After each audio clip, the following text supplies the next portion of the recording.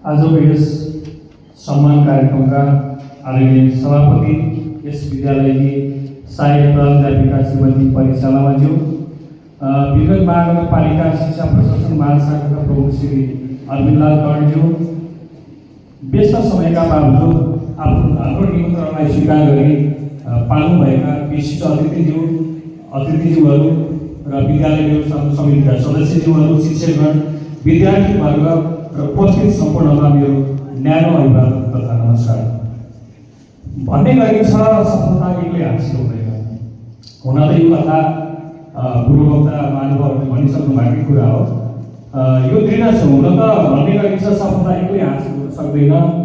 सफलताका लागि दृढ सङ्कल्प, सहयोग र विश्वास चाहिन्छ। आज म एसी परीक्षा 2080 मा सहभागी भएकी हाम्रो विद्यालयकी छात्रा रिया शाहको अद्वितीय शैक्षिक यात्राबारे बोल्न पाउँदा म आफैलाई गर्व महसुस गरिरहेको छु। जसले आफ्नो अटल सङ्कल्प र उनका अभिभावक तथा शिक्षक शिक्षिकाको हौसलाका कारण एसी 2080 मा जिल्ला प्रथमको उपाधि प्राप्त गरे। उनले आफ्नो शैक्षिक उत्कृष्टताको महान यात्रा र साधनाका साथ सुरु गरे। उनको लक्ष्य स्पष्ट थियो। उनको लक्ष्य प्रष्ट थियो कि सबै विषयमा उत्कृष्टता हासिल गर्नु, जिल्ला प्रथम गर्नु, अझ भन्नु देशमै प्रथम गर्नु, यो प्रश्न हो। तर धेरै मेहनत र आत्मविश्वासका साथ पनि गर्दा पनि त्यो बावजुद पनि उनले कम्प्युटर विषयमा अपेक्षा अनुसार राम्रो अङ्क ल्याउन सकेनन्। भन्ने गरिन्छ जसले महान यात्रा लिएर अगाडि बढेको हुन्छ, समयले पनि बेला बेलामा परीक्षा लिने गर्दछ। तर त्यो परीक्षामा एकचोटि उनी फेल भए तापनि, यानि कि उनले तोकेको लक्ष्यमा पुरा नसके तापनि उनले फेरि त्यसलाई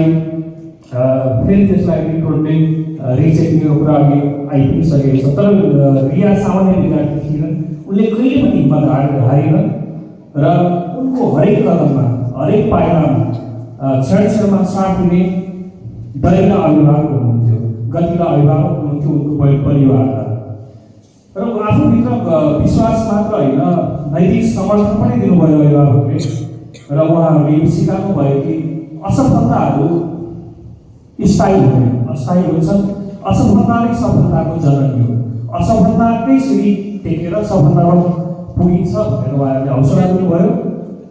र आफ्नो ज्ञान र क्षमता पूर्ण राख्दै उनको बुवाको अटल समर्थन र बलमा रियाले कम्प्युटर विषयमा पुनः रिक्रुटमेन्ट र रिचेकिङबाट फेरि नतिजालाई सुधारेर एमा सुधार गरेर यस महत्त्वपूर्ण सुधारले उनको सपनालाई केही हदसम्म भए पनि साकार पार्यो र उनलाई औपचारिक रूपमा एसी 2080 मा पर्सा जिल्लापछि उत्कृष्ट यानि प्रथम स्थानको मान्यता थियो। यो अद्भुत उपलब्धि उनको शैक्षिक क्षमताको मात्र होइन, उहाँको उनको चाहिँ अभिभावकको महत्त्वपूर्ण भूमिकाले पनि सम्भव भएको हो। र अर्को कुरा म के भन्न चाहन्छु भन्दाखेरि, म यो रियाको उपलब्धिमा उनका बुवालाई, अभिभावकलाई धन्यवाद दिन चाहन्छु, जसले एउटा असल अभिभावक भएर आफ्नो भूमिका निर्वाह गर्नुभयो। र उहाँले हामीलाई पनि दृढता, आत्मविश्वास र अटल साहस भयो भने सजिलै पनि सफलताको शिखरमा पुग्न सकिन्छ भन्ने हाम्रो लागि एउटा ज्वलन्त उदाहरण बनिदिनु भयो।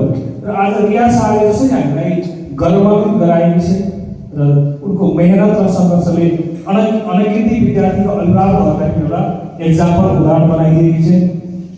र यस अद्वितीय यात्राबाट आफ्नो लक्ष्य कहिल्यै नछोडेर आफ्ना विश्वास गरिएका व्यक्तिलाई सधैँ समर्थन गर्ने पाठ हामीले उहाँहरूबाट सिक्नैपर्छ। पुनः एकपटक उनका अभिभावक प्रति हार्दिक धन्यवाद ज्ञापन गर्दै छात्रा रिया शाहको उज्जवल भविष्यको कामना गर्दै आफ्ना भनाइहरू यहाँ बिच मार्दै यहाँबाट उजेलिन्छु। हस्त धन्यवाद।